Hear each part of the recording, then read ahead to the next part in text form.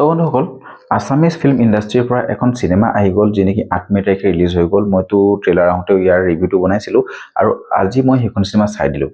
মানে মই চাই দিলোঁ বাজিং খটাই কেকেদাৰ একদম বহুত বেছি চৰ্চিত এখন চিনেমা য'ত নেকি বহুতে ৰিভিউ দিছিলে বা বেলেগে ছ'চিয়েল মিডিয়াত ইয়াৰ প্ৰচাৰো চলাইছিলে। তো ফাইনেলি মই চাই অহাৰ পাছত ইয়াৰ একদম অনেষ্ট ৰিভিউটো দিম আপোনালোকৰ আজি, ঠিক আছে। মানে আপোনালোকে এই ভিডিঅ'টো সম্পূৰ্ণলৈকে চাব আৰু তাৰ পাছত আপোনালোকে নিজে ডিচাইড কৰিব যে এইখন চিনেমা আপোনালোকে চাব লাগে নে নালাগে। আপোনালোকৰ টিকটৰ যিটো মূল্য সেই মূল্যটো এই চিনেমাখনে ডিজাৰ্ভ কৰে নে নকৰে। তো বন্ধুসকল স্বাগতম জনাইছোঁ মোৰ ইউটিউব চেনেল আছামিজ ৰিভিউলৈ। তো বলক বেছি দেৰি নকৰি ভিডিঅ'টো আৰম্ভ কৰোঁ। এইখন চিনেমা চাবলৈ হ'লে আপোনালোকৰ মিনিমাম 2 ঘণ্টা এটা সময় খৰচ কৰিব লাগিব। তো চিনেমাখন চাই হোৱাৰ পাছত মোৰ ফাৰ্ষ্ট ৰিয়েকশ্যনটো হৈছে মানে কি বনাই দিলে এইখন, মানে আশা লৈ গৈছিলোঁ বেলেগ এটা, মই পালোঁ বেলেগ এটা। মানে এনেকুৱা হৈ যায় ন, অসমীয়া ফিল্ম ইণ্ডাষ্ট্ৰীবোৰত মানে ট্ৰেইলাৰ বা টিজাৰ কাটটো ইম্প্ৰেছিভ কৰে, এডিটিং স্কিলটো ধুনীয়া, তাত মানে আপোনাৰ অডিয়েঞ্চক এট্ৰেক্ট কৰিব পাৰে। তথাপিও মোৰ এইখন চিনেমাৰ প্ৰতি এটা উইকনেছ আগৰ পৰাই আছিলে যে চিনেমাখন আছামিজ ইণ্ডাষ্ট্ৰীৰ পৰা আহিছে যদিও চিনেমাখন 99.99% হিন্দী লেংগুৱেজ। ক'ৰবাত মিক্স আপ এটা দুটা অসমীয়া মানে কথা আছে ইয়াতে, কিন্তু কেকেদাৰ এইখন একদম কমপ্লিটলি এখন হিন্দী লেংগুৱেজৰ চিনেমা। তো চিনেমাৰ কনচেপ্টটো বহুত বেছি ভাল আছিলে। আমাৰ নৰ্থ ইষ্টত যি বলিৰ প্ৰথা চলি আছে, আমি যি অন্ধবিশ্বাস যি পূজা পাতল আছে তাৰ ওপৰত বেষ্ট কৰি পেলাই এই ষ্টৰিটো আছে। চিনেমাখনৰ ষ্টৰি লাইনটো বহুত এটা ইউনিক আছিলে, কিন্তু তাক প্ৰেজেণ্ট কৰা তাৰিকাটো বহুত বেছি লেহেমীয়া হৈ গ'ল। 2.5 ঘণ্টা নিচিনা ফিল হয়, মানে ইমানেই শ্ল' ফেষ্ট। মানে আপোনাৰ মইতো মাজতে টোপনি আহি গৈছে, মই একদম চিৰিয়াছলি কৈছোঁ, অনেষ্ট কৈছোঁ। চিনেমাখনৰ মানে সেই যে গ্ৰিপিং যিটো ষ্টৰি লাইন সেই পাবৰ কাৰণে আপোনালোকে বহুত সময় লাগি যায়।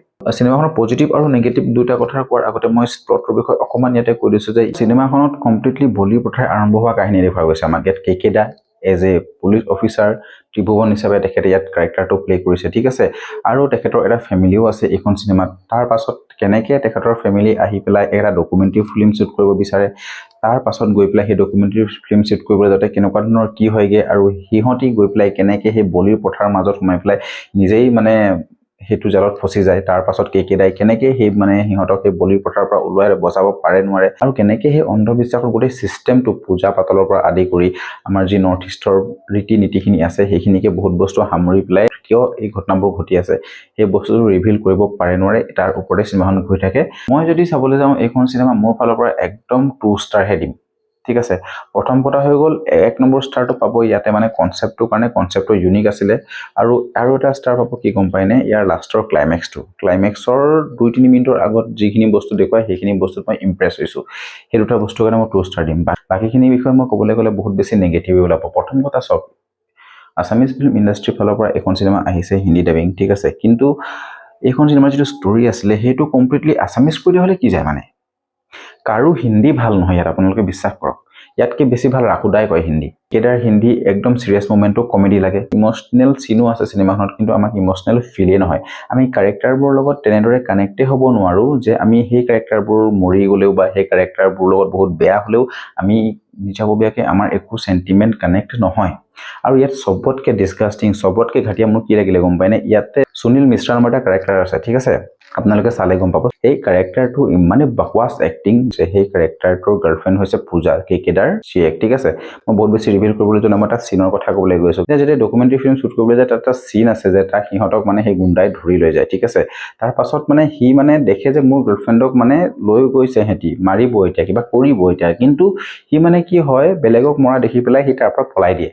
আৰে ইমান ডাৰপক তাৰ কেৰেক্টাৰটো ইয়াতে দিছে, সেইটো পচিবল নেকি? আপুনি আপোনাৰ ভাল পোৱা বা প্ৰিয়জনক কোনোবাই গৰম দিছে বা উঠাইছে, গালি পাৰিছে, কিবা কৰিছে, সেইটো মত আপুনি তাক পলাই যাব?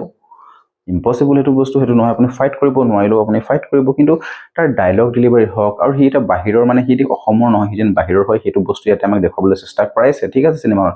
কিন্তু মানে তাৰ হিন্দী একদম বাকৱাছ, আৰু তাৰ যিটো ড্ৰেছিং চেন্স সেইটো একদম চাপৰি। সেইটো বস্তু মই একদমেই ভাল নাপালোঁ। সি যেতিয়া স্ক্ৰীণত ওলাই মই কামোৰহে পালোঁ। আৰু চিনেমাখনৰ BGMটো একেবাৰে খাৰাপ। যেতিয়া মানে সেই হৰৰ চিনবোৰ আহে, যেতিয়া মানে আমি অলপমান মানে আমাক ডাৰ্ক চিনবোৰ দেখুওৱা যায়, তাত মানে সেই BGMটো যেতিয়া বাজি উঠে আমাক সেইবোৰ কানেক্ট নহয়। মই এটা কথা বুজি নাপাওঁ যে আছামিজ ফিল্ম ইণ্ডাষ্ট্ৰীত মানে কি বনাবলৈ গৈ আছে আচলতে। ট্ৰেইলাৰ কাটটোত চাওঁতে মই ভাবিছিলোঁ যে ষ্টৰিটো বহুত ইউনিক হ'ব, কিন্তু এক্টিং ৱাইজ চিনেমাখনত ইমান বাকৱাছ হৈ গ'ল। কিছুমান ক্ষেত্ৰত মানে ভাবিবলৈ বাধ্য হৈ যায় যে যদি এনেকুৱা চিনেমা আহে কেতিয়াও মানে অসমীয়া চিনেমা ৰাইজ আৰু নকৰে, এনেদৰে থাকি যাব। মানে সেইকাৰণেহে বেয়া লাগিছে আচলতে, কাৰণ আমি অসমীয়া চিনেমা বহুত বেছি ওপৰত চাবলৈ বিচাৰোঁ। মালায়ালাম ইণ্ডাষ্ট্ৰীয়ে 2 কোটি 3 কোটি চিনেমা বনাই পেলাই একদম 100 কোটি পাৰ কৰি থোৱা ৰেকৰ্ড আছে, 50 crore প্লাছ কৰি থোৱা ৰেকৰ্ড আছে কণ্টেণ্ট ৱাইজ। আপোনালোকে লাষ্ট ইয়াৰ চাওক একোখনো চাই ল'ব পাৰে। আপুনি দুদিনৰ আগত এখন ৰিভিউ দিছে সম্ভাৱম, সেইখনো চাব পাৰে আপোনালোকে। সেইখন 2 কোটিৰ চিনেমা আছিলে, বহুত বেছি ভাল কৰিছিলে। আমাৰ অসমত মানে সিমানটো বাজেটৰ চিনেমা বনায় কিন্তু বহুত বেছি ভাল নালাগে, আৰু ইয়াৰ বাজেটটো কিমান মই বৰ্তমানলৈকে ইমান ভালকে গম নাপাওঁ, সেইকাৰণে মই ক'ব নোৱাৰো। চিনেমাখনত মানে ভাওনাও দেখাইছে, ঝুমুৰো দেখাইছে, বিহু দেখাইছে, সাংস্কৃতিক দিশৰ পৰাও কিছুমান দিশ ইয়াত জইন কৰিছে। আৰু বিহু সময়ত মানে ইমানেই বকৱাছ, মানে ঢোলৰ যিটো ৰগৰ মাৰিছে সেই ৰগৰটো মানে কাণত নপৰে ভাল, ডেমেজ টাইপ লাগিছে মিউজিকটো। অভাৰঅল চাবলৈ গ'লে চিনেমাখনত যিটো ষ্টৰি লাইন হয়, এই ষ্টৰি লাইনটো অডিয়েন্সৰ লগত কানেক্ট নহয়, মোৰ লগতো কানেক্টেড হ'ল চিনেমাখনত। ঠিক আছে, ভাল লগা চিনটো ইয়াত এটাই হ'ল, নেক্সট 2 মিনিটৰ আগৰ যিটো চিন, সেই চিনটো মই বহুত বেছি ভাল পালো, আৰু সেইটো ৰাইটাৰজনে ভাল লিখিছে। এখন যদি হিট হৈ যায়, আপোনাৰ পাৰ্ট 2 আহিবলৈ আছে, কাৰণ কেলে লাষ্টত আমাক মানে দুটামান ক্লাইমেক্সত আমাক অলপ হিন্ট দি থৈছে।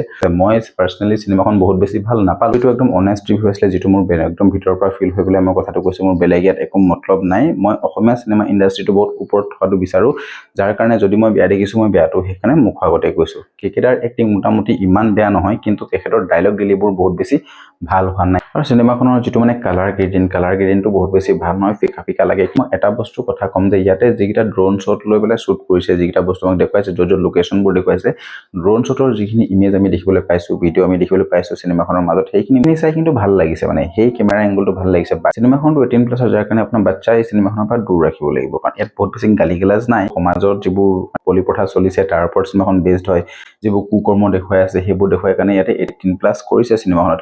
এটা চিন আছে অকনমান এডাল্ট হৈ পৰে, তো সেইটো কাৰণে হয়তো 18+ দিব পাৰে, আৰু বলি প্ৰথাৰ ওপৰত বেছড আছে কাৰণে 18+ দিব পাৰে। তো অভাৰঅল যদি চাবলৈ যাওঁ, চিনেমাখন মোৰ ফালৰ পৰা বহুত বেছি মই ভাল নাপালো। আপোনালোকে যদি চাইছে কমেণ্ট কৰিব আপোনালোকে কেনেকুৱা পালে। লগ পাই আছো নেক্সট ভিডিঅ'ত, আজিলে বাই বাই।